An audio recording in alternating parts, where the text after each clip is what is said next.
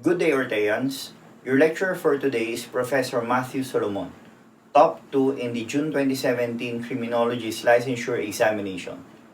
Don't forget to subscribe and hit the bell button in order for you to receive the latest updates. Take it away, Matthew. Next, this fascist has a peculiar, deeply furrowed, and lion-like appearance of the face. Okay, so highlight nyo yung lion-like appearance of the face.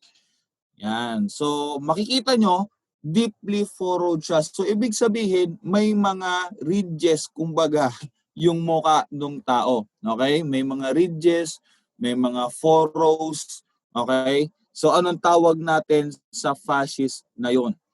Okay? So tawag natin dyan ay, okay, very good. That is fascist leonine. Okay? So kapag nakita nyo yung term na lion-like appearance, okay, that is fascist leonine.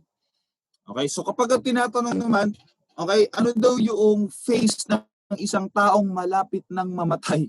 Okay? Yung mukha ng isang taong malapit ng mamatay. Yan, that is Hippocratic fascist. Yes, Hippocratic fascist. Now, pag sinabi namang Mongolian fascist, okay? Saksak. Okay, pag sinabi nating Mongolian fascist, okay, eto naman ay meron daw silang, yung eyes daw nila ay almond shaped. Okay? They are almond shaped na, okay? So, eto yung kanilang itsura. Okay? So, ano to? So, ito yung mga itsura ng malapit na daw mamatay. So, this is a Hippocratic fascist. Okay? So, this one, okay, ito mo naman po yung tinatawag nating fascist leonine. Okay? So, makikita nyo, those are mayroong deeply furrowed. Okay? So, mga lubog-lubog dyan. Okay? Na mga sa skin niya. So, ang tawag daw natin dyan ay fascist leonine. Ito naman yung tinatawag nating Mongolian fascist. So, yung shape daw ng eyes niya, okay, shape ng eyes niya, they are almond shape. Alright? Yan. So, this one, lastly, is yung ating myxedemic fascist. Yan. So, makikita daw natin sa mga matatanda na. Alright? So, yan. So, again, what is a fascist? That is facial expression. Hippocratic sa mga malapit ng mamatay. Di ba? Mongoloid, okay, o kaya Mongolian fascist. Ito naman yung may mga almond-shaped eyes. Okay? Okay. Next. Yan. So this is the means sanctioned by law of ascertaining in a judicial proceeding the truth respecting a matter of fact. Okay, the means sanctioned by law of ascertaining in a judicial proceeding the truth respecting a matter of fact. Yan, very good. The answer is, okay, very good, evidence.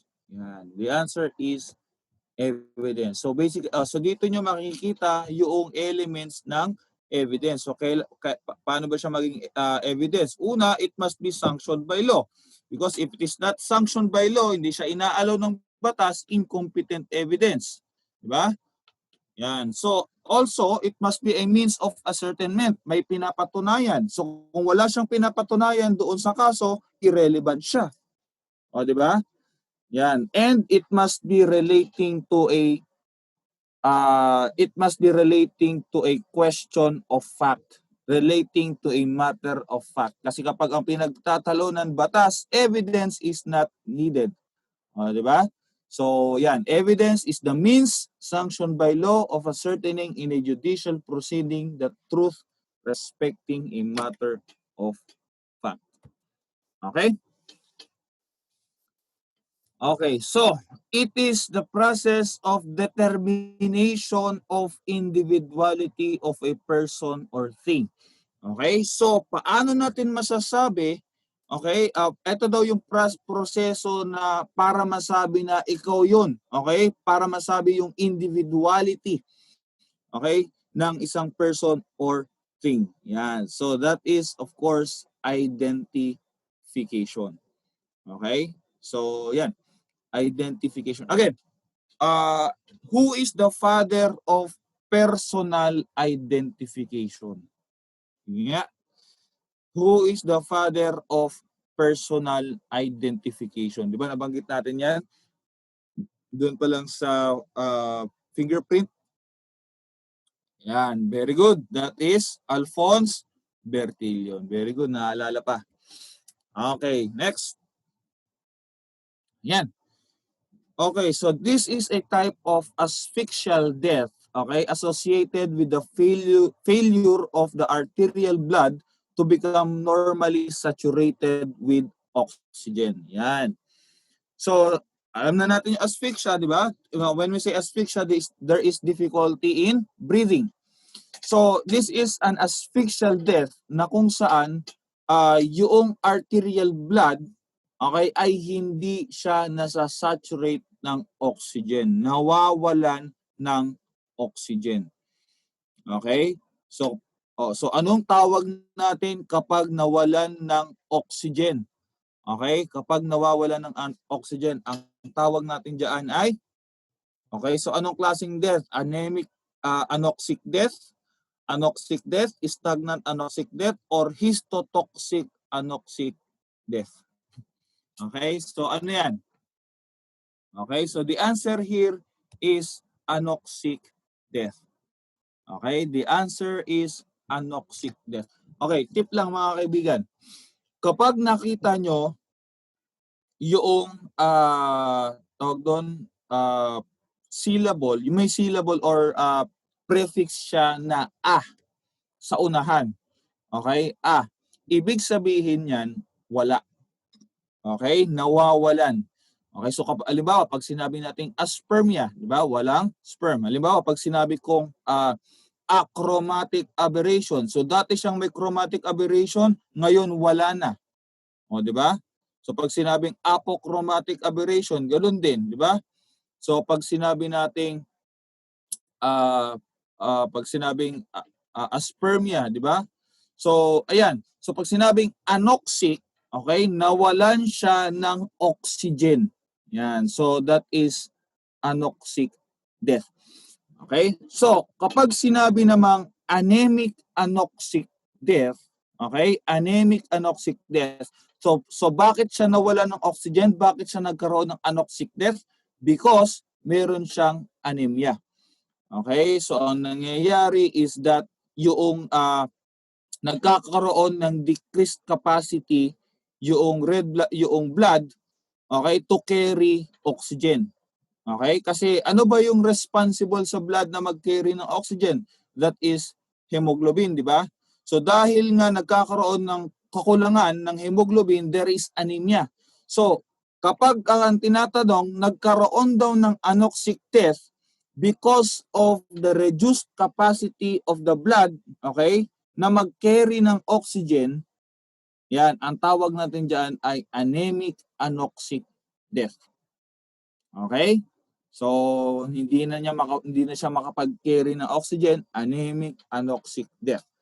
So, kapag sinasabi naman niya is namatay siya, okay, because nawala ng oxygen kasi hindi na nagsisirculate yung blood. Okay? Due to failure of circulation. Due to failure of circulation. Okay? So, ang tawag natin naman dyan ay stagnant anoxic death. Stagnant anoxic death. So, the death, yung anoxic death na kung saan nagkaroon because of failure of circulation. Hindi na kumikilos yung dugo. Hindi na nagsisirculate yung dugo. That is, stagnant anoxic death. And lastly, when we say histotoxic anoxic death, ito naman po ay may problema sa individual cells to use oxygen. Okay, histotoxic anoxic death, the failure of the individual cells to use the oxygen. Ayan. So those are the different types of anoxic death. Okay, so maliwanag yan ha. Okay, so kapag nawawala ng oxygen, okay, hindi na siya normal yung pagkakasaturate hindi na normal yung saturation ng oxygen niya, anoxic death. So bakit nawawala ng oxygen? Kasi hindi na kayang mag-carry ng oxygen yung blood. So that is anemic anoxic death. So bakit nagkaroon ng anoxic death? Kasi hindi na nagsisirculate yung dugo, stagnant anoxic death. Okay? So bakit namatay because of lack of oxygen? Kasi hindi na maggamit ng individual cells yung oxygen. So histotoxic anoxic death. Okay? So nasundan ba? Okay, nasundan ba ako? Okay? Okay, sige. Next.